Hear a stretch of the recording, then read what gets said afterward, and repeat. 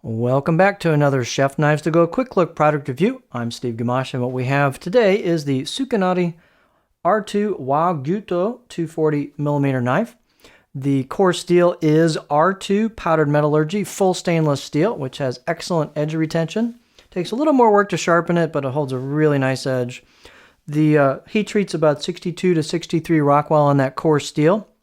And the construction of this is a 3-layer sandwich with either side of that harder core steel. You've got a softer stainless steel cladding that wraps over the top of the spine on the other side.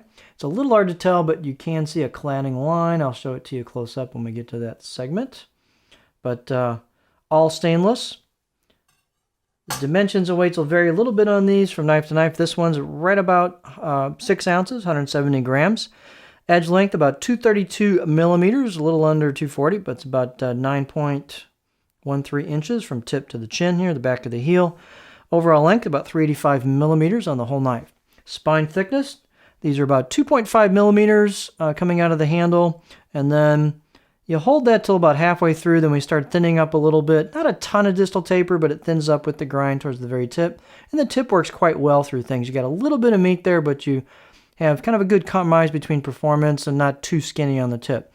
Blade height is pretty generous at 50.25 millimeters at the heel, so loads of board clearance.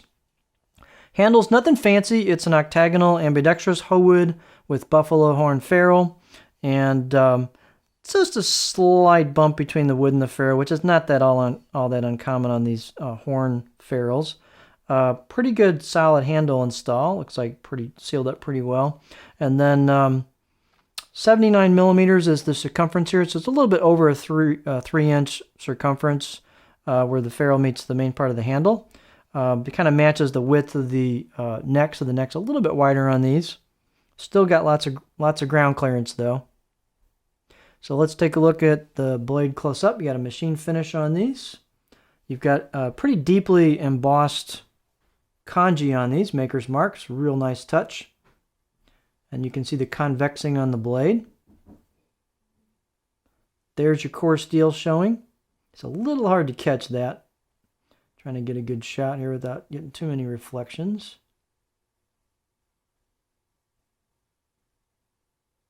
And we'll go with that. But there's your core steel peeking through. Left side of the blade's got some embossed kanji maker's mark as well. There's your cladding line. Nicely polished spine, a little bit of roundness, edge relief. Nicely polished choil into the neck, so these are very, very comfortable. This one was very sharp out of the box. 6 out of 10, I'll give it maybe even a 7.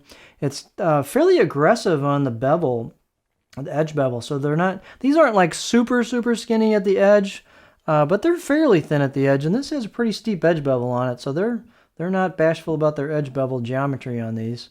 And this is pretty darn sharp out of the box. The blade is pretty stiff.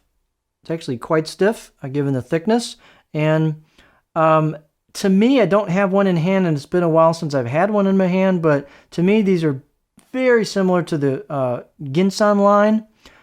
So if you have heard a lot of good things about that line being kind of middle of the road, kind of some of us call it the Goldilocks knife because it's not too thick, not too thin, not too long, not too short, etc., etc. It's comfortable, nice edge taking. So this is very similar knife, just in a powdered metallurgy steel with better edge retention. So if you like that line and you're like, hey, I wish they made that on R2, here you go.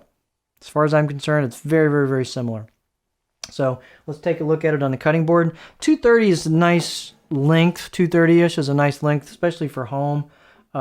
Gives you a little bit of a edge towards a 240, but it's not a full-on 240. So if you got some space issues, it gives you a lot of advantages of a 240 without going full-on 240 plus. So this has a fairly decent little flat spot towards the back third.